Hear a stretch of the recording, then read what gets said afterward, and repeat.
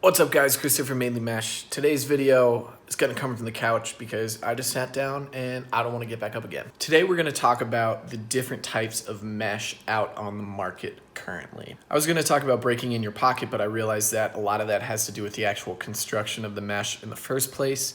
So I'm gonna talk about that today and then bridge into breaking in your pocket tomorrow. Mesh has come a long way in the last decade.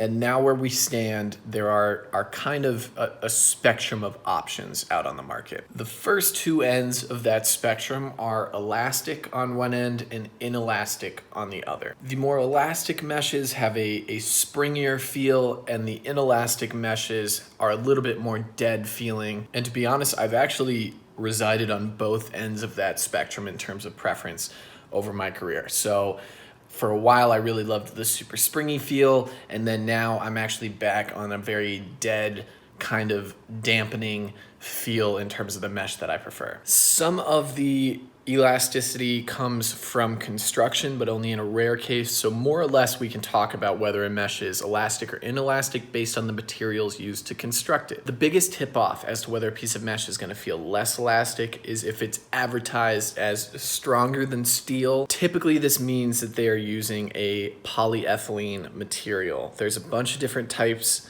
a bunch of different brands of this strain of fiber. Basically what it means is that it's completely inelastic. So if you ever see stronger than steel or advertising that a mesh floats, that's what material's being used, whether it's Dyneema, whether it's Spectra, I think are the other names. I'm getting rusty with these. Basically, these are the materials that like the military will use for crazy light, strong ropes. Incredibly strong, doesn't stretch at all, which is great for some textile applications. The first mesh to introduce this material that I know of was Otter Mesh. Obviously, Otter Mesh has pretty much completely disappeared from the market. And then I can't remember whether Hero 2.0 or Memory Mesh came out first, but both used a similar material in part of their construction.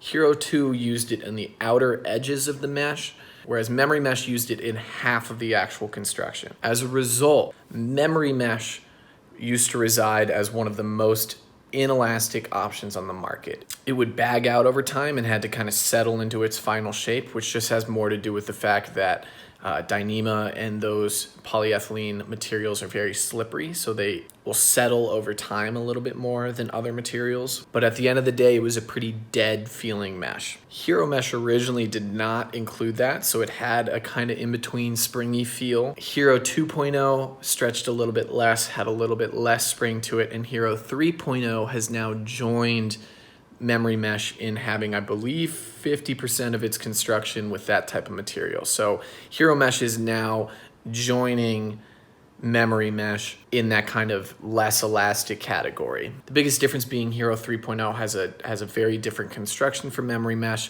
so it doesn't bag out nearly as much over time, has a different texture, different weave, so it's a lot rougher than Memory Mesh, but still in that kind of inelastic category. On the other end, the big brand that I have not mentioned yet is String King. String King meshes are much more springy and live feeling. Part of this has to do with the materials that they use, but a lot of it actually has to do with their Twist-X technology.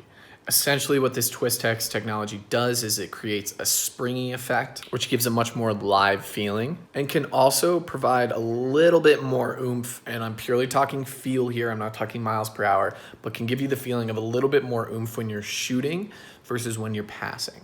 Think about loading up a spring and having that spring snap back at you in a shooting motion. Are any one of these meshes better than the other? Not really. To give String King a little bit of credit, they by far have the most complex manufacturing method of any of these meshes. So if you want to talk purely from a technical point of view, which is the most complicated to construct, String King does win out there. And that's their argument as to why their mesh is the best. I said for years that String King is the best.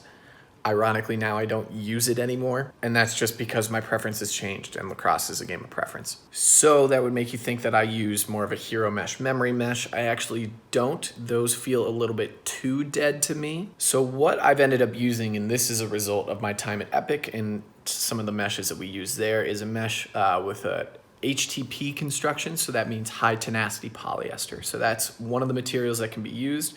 There really aren't many meshes out there anymore that use exclusively HTP in their construction. So for a while, what I was using was Stringer Shack, G3 Ultralight, and I enjoyed kind of the in-between, not too dead, not too springy feel. The issue with that mesh being it would bag out a lot over time, and with the pattern I was using, it would end up having a little bit too much whip.